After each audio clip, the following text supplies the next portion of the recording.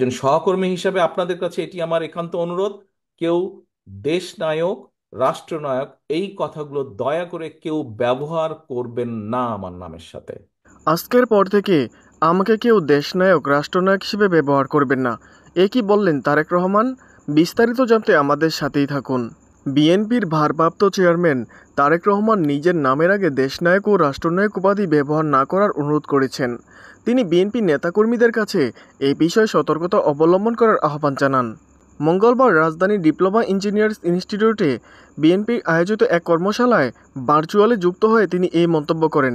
তিনি বলেন, একজন সহকর্মী হিসেবে আমার অনুরোধ রইল, আপনাদের নেতা হিসেবে দয়া করে আমার নামের সঙ্গে আজকের পর থেকে দেশনায়ক রাষ্ট্রনায়ক ব্যবহার করবেন না। দেশে কোথাও একটা ষড়যন্ত্র চলছে, এজন্য জনগণকে সচেতন করতে হবে, সঙ্গে থাকতে হবে, সঙ্গে রাখতে হবে জনগণকে। কর্মশালায় নেতাকর্মীদের প্রতি দিক নির্দেশনা দেন বিএনপির শীর্ষ এই নেতা।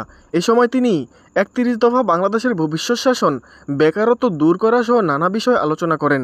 তিনি ৩১ দফা সম্পর্কে জানান, ভবিষ্যতে দেশ কিভাবে বিএনপি পরিচালনা করতে চায় তার কথা। জবাবদিহিতা না থাকায় স্বৈরাচারী হয়ে উঠেছিল আওয়ামী লীগ।